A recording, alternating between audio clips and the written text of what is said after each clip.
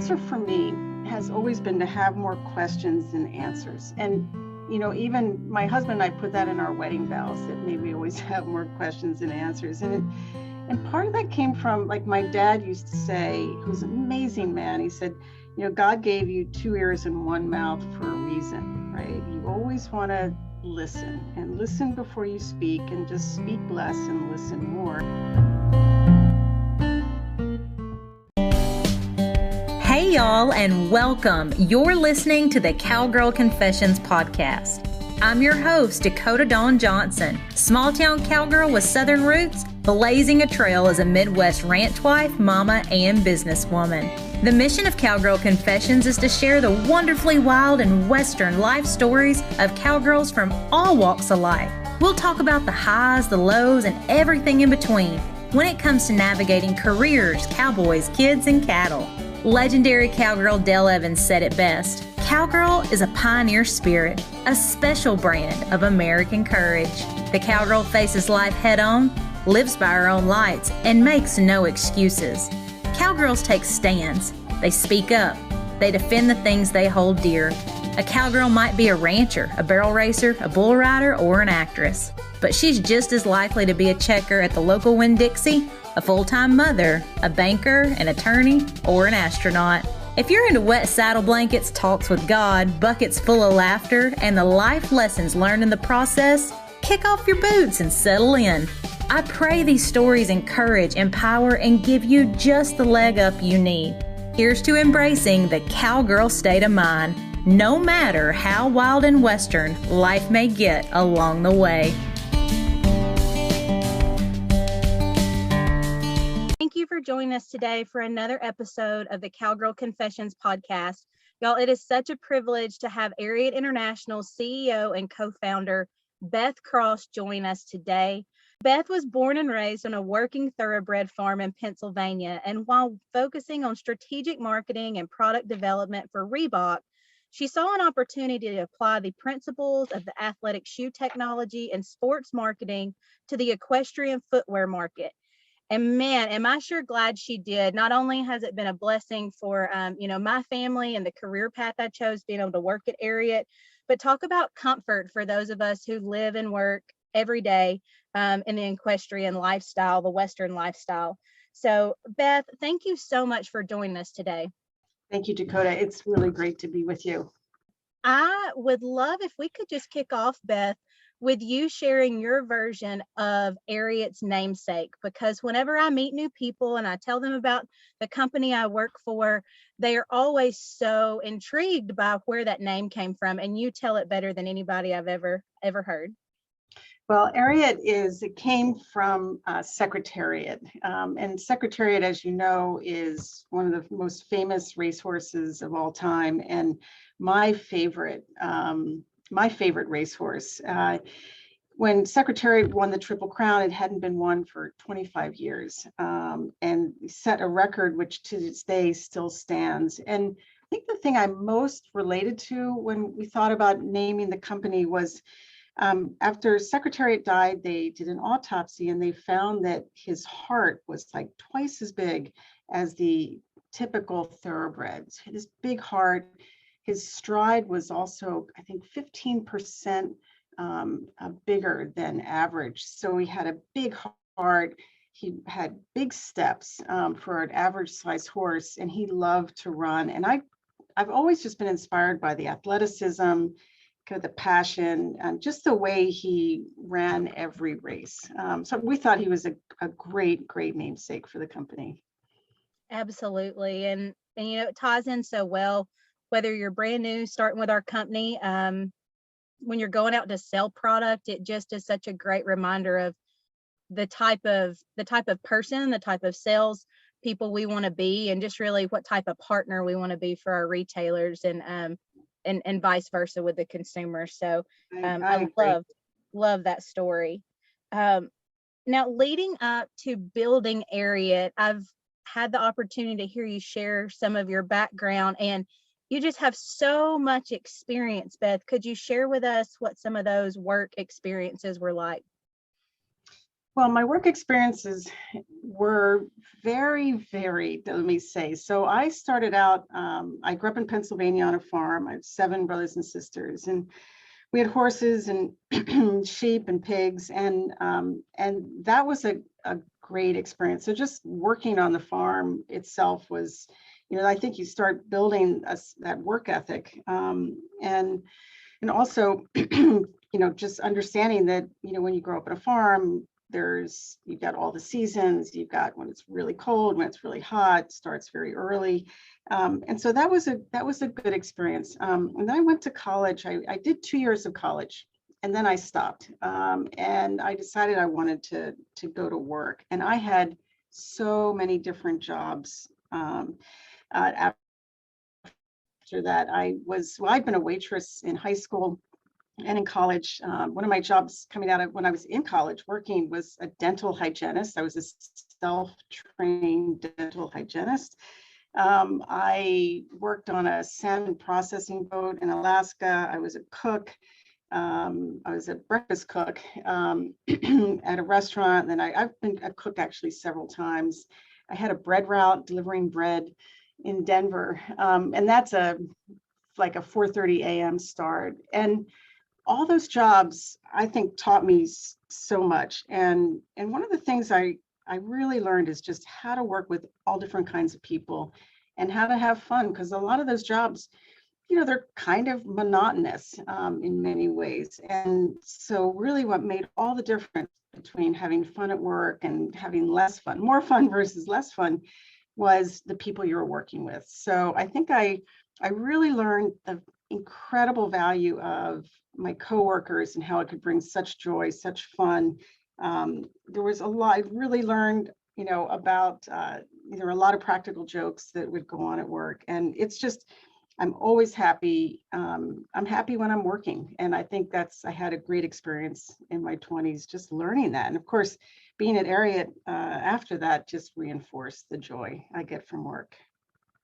It's so encouraging to, see a woman like you that has went on to be extremely successful, both, in your professional life as well as your family life, just to hear how you got to where you're at today and those different experiences. Really, really encouraging. And Beth, one of the things that I feel like so many of us now, as women in the workforce, a lot of us are mothers, and just trying to figure out how to do it all in the middle of motherhood. And you started Ariat as a mom. You were already in that motherhood chapter. So could you share with us just what that was really like?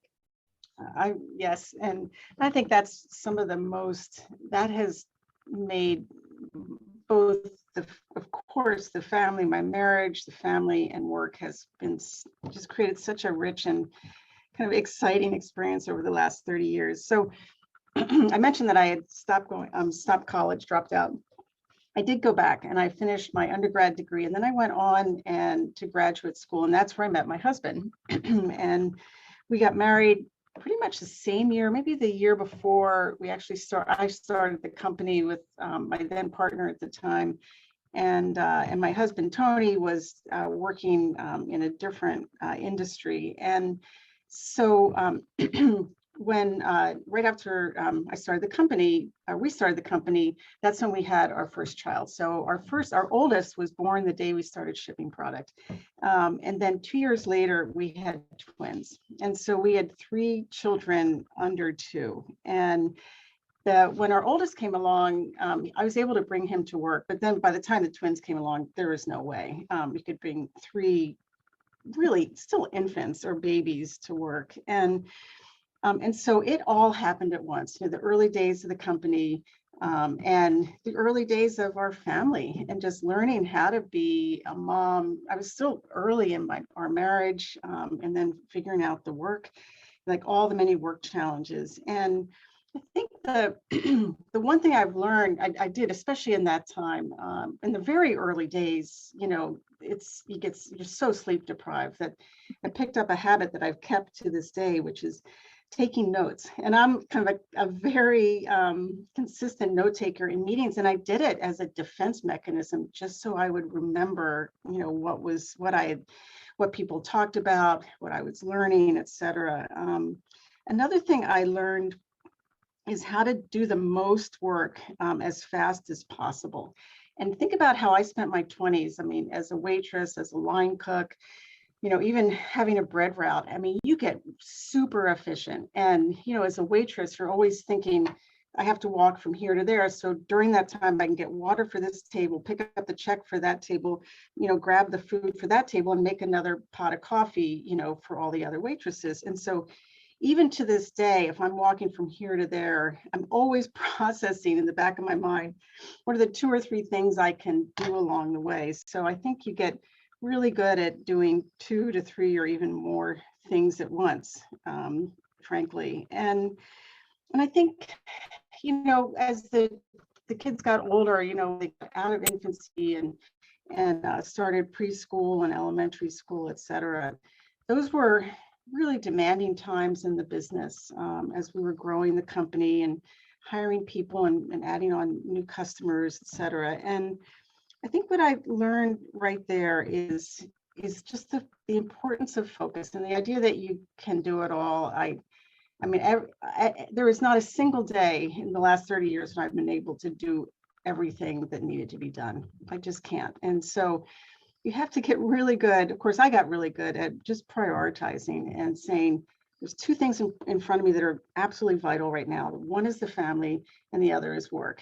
And both of them are big. And so I just found a way to blend them together in a way. And again, this is the ability to do more than one thing at the same time and be able to really be right there with the family, right there with work when the time was, when I was at work, and be able to do both things at once. And I think the thing that that really also at home for me was key is when I got home, I was really home. It was just 100% present. And I think kids know that. They can sense it when you're present or whether you're not, and when you're not present. And again, I think it's that commitment is to when you're somewhere, you're absolutely there, present with the person, listening and available. And I think that was so key during those years.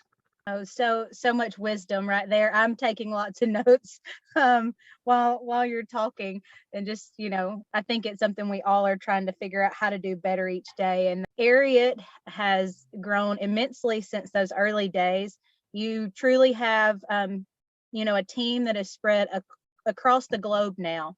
So what are some qualities that you admire in others, Beth, and you look for in people when you're hiring those team members?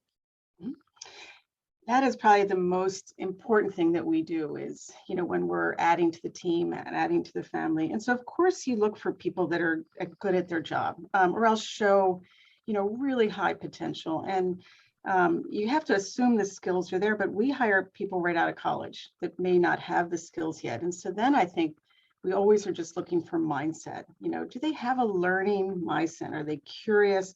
Do they ask questions? And that's the thing I love the most. And I have to say, for me personally, when I think about the people I most enjoy working with now, looking back, it's people who have a endless ability to laugh at themselves and just have fun. And I think this is a consequence of my 20s spent doing all the jobs that I did, where you really learn having fun with the people you work with and be able to laugh at yourself and at others makes all the difference. And, we've gone through some really, really hard times with people. And many of us have been together 20, 25, more than 25 years. And our kids have grown up, our families have grown up. We've been through losing parents and sickness. And it really is kind of in sickness and in health in many ways. And I think to find people that you can to work with who not only have the skills and the work ethic, but have that, a sense of humor, have a real sense of their own humanity, integrity, and honesty. I mean, you can build a life for people like that. In many ways, I have, and we have at work. And so, In some ways, I think it's people that you'd be comfortable in that way building a life with, because you're essentially building a company, building a business, building a culture together, and you depend on each other for the values that you bring. Absolutely. I feel like most people know my story, but I just need to share this real quick to paint a picture of what our company is really like. I celebrated 8 years being full-time with Ariat this March. It was just my second year. I was hired as a sales rep, and my mom unexpectedly passed away. And so there were a lot of moving parts. And in short, I needed to move back to my home state of Alabama. So I had to move back to my home state of Alabama for a 6-month period. So my youngest brother, who was a senior in high school at the time, so that I could be there until he graduated high school. And I remember being so torn because I had been in this position for right at a year as a sales rep. My career was finally, it felt like it was taking off, taking shape. And I had to have that phone call of like, I can't be back in 2 weeks after the funeral and everything. I've got to uproot my life. And Ariat, still get emotional thinking about it, but you guys stood behind me and we made arrangements. And I learned to work remotely before working remotely was ever a thing.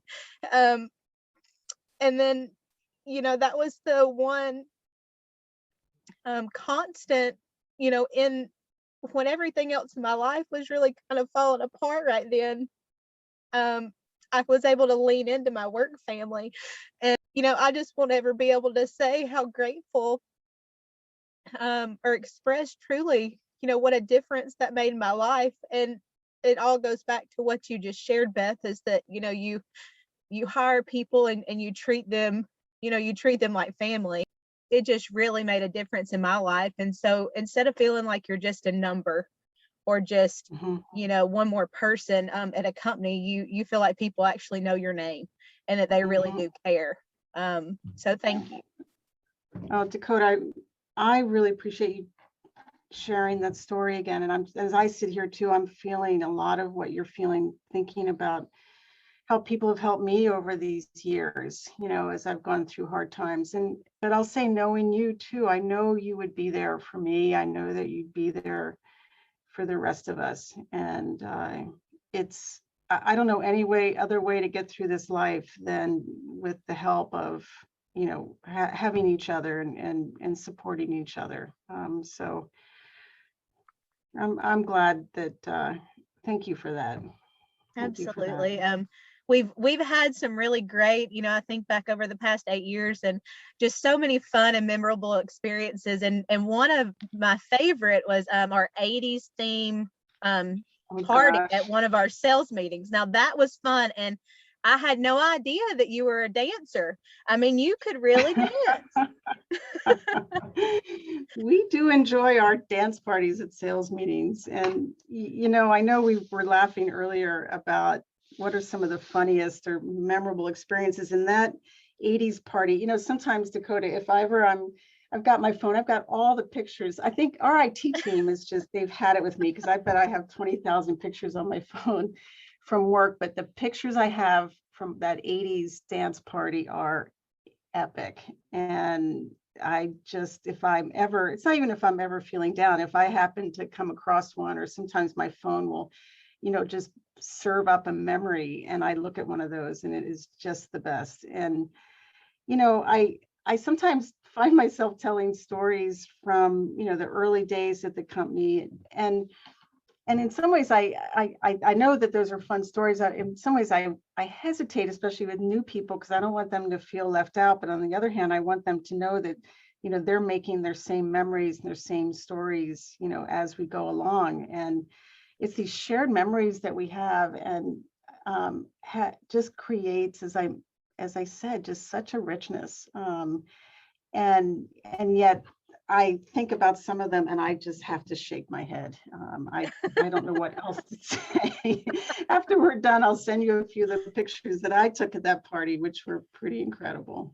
Oh, I would love that. Yeah. Do you have some advice or actionable steps that somebody listening today could take if if they really have this calling and this dream they want to pursue, but maybe others don't see the potential in those ideas? Yeah, I think it's a really, really important question, because not everybody dreams the same dreams, right? I mean, that's just people are different, but the people that really are the dreamers, the entrepreneurs, the doers, I think you're not born that way. I think you can definitely learn how to get better at it. But there is something in people that is that sense of drive, a sense of creativity, the adventure, and just wanting to try it. And I think the answer for me has always been to have more questions than answers. And even my husband and I put that in our wedding vows, that maybe we always have more questions than answers. And part of that came from, like, my dad used to say, who's an amazing man. He said, God gave you 2 ears and 1 mouth for a reason, right? You always want to listen, and listen before you speak, and just speak less and listen more. And I think the idea of, if you have an idea and everyone's saying it's a terrible idea, it doesn't mean it may be, there may be one part of it that somebody can't relate to or doesn't think is good. And so to me, and especially when we started Ariat, it's like going out and asking questions, getting as much information as possible, and ask people what they think, what do they like about it or not like about it. And you'll find some people will not talk about their idea because they're afraid someone might copy it. And I actually think I think that you miss a lot by not asking the question and then listening, and then in some case modifying, adjusting. You can learn so much from people. But what people, they may copy the idea, but they can never match your commitment, your hard work, and your passion, your enthusiasm. And ideas are cheap, but execution and actually getting up every day, looking at what you're doing right now, right? You have a full-time job, you have this podcast. I know we were talking earlier, sitting in the back of your truck, recording this. I have such respect for you and what you're doing with this. And the difference is, how many podcasts are out there, but how many people are really willing to do what you're doing right now? And that makes all the difference, I think. Well, thank you so much. And yeah, for you guys listening, just to give you a little backstory. So this morning, I'm 6 months pregnant. My doctor had to reschedule my appointment a little bit. I'm at the doctor's office in the back seat of my truck, and we're just going with it. And that's just what you do. You figure out how to get things done. And just like you said, you only have so much time. So you learn how to really utilize that time when you're trying to balance a lot of things, Beth. That's for sure. Beth, what have you learned the most over the years when leaning into challenges and just continuing to press forward with those business goals? This past year was unfortunately a really great example of when, you're dealt lemons, you go make lemonade. And, we've done that at Ariat. You're our leader. So what could you share with us about that? Yeah, I think that what I have learned the most, and I've been thinking about this, is business in pretty much anything is a team sport. And if you want to do something all by yourself, I think that's fine for some people. It's not for me. I love being with people. I love playing sports and being part of a team. And being part of the team means this idea of kind of working together, asking each other. And we got through COVID by relying on each other. And in many ways, the team knew what to do. And we made plenty of mistakes, but we also got a lot right. And number one, we took care of each other, right? And we took care of the team. And if I've learned anything over the years, especially when there's been challenges in the business, it's just we can depend on each other. We can depend on each other to understand what's going on. We'll argue, we'll fight, we'll disagree. And then we listen, we keep asking questions. And I think the key thing during COVID was, are we asking the right questions? Do we really know what we don't know, and how we have to think about navigating the business and the team through it? So I think it's asking questions, as I mentioned earlier, being sure you're asking the right questions. Don't get too attached to your own answers, your solutions, or your views. Be 100% prepared to be wrong, always. Maybe assume you're wrong going in, and have that learning mindset. And with that, and a willingness to listen, the ability to ask questions, and and being really open to what the answers are. I think that's what got us through. And Dakota, I think that's what's got us here today as a company is, the core values that we share as a company. And then, an awful lot of curiosity, a willingness to try new things, and the good humor of when it fails to, just pick yourself up and keep going. That's made all the difference for us as a company. It's made all the difference for me, frankly, as, in my own life, both, as a wife, as a mom, as a friend, sister, and as a colleague to everyone at Ariat. And I couldn't agree with you more, Beth. And so much of what you just said there, it just leads in perfectly to the way I like to kind of end each podcast episode. I love to ask each guest what the phrase cowgirl state of mind means to them, because that's what this podcast is dedicated to, is just encouraging women from all walks of life to embrace that cowgirl state of mind. So I'm curious, what does that mean to you? Cowgirl state of mind is about courage and trust and integrity, I think, especially the courage to take the risk, the trust that you'll be there for yourself and people will be there with you. And then the integrity to always be asking yourself, am I going the right direction? Am I doing the right thing? Am I living by my values? That's what it is for me. Mm-hmm. So good. Beth, thank you for just, again, taking the time today, sharing so much of your story with us. And if people would like to connect with you or find out more about Ariat, where can they go to follow along? Well, my email is, I'll just spell it out. It's beth.cross, beth.cross@ariat.com. And if you have anybody questions or comments or any follow-up from this, I'd be very happy to receive an email from you. Wonderful. Beth, thank you again. It's just been a pleasure, and I look forward to seeing you real soon. Thanks, Dakota.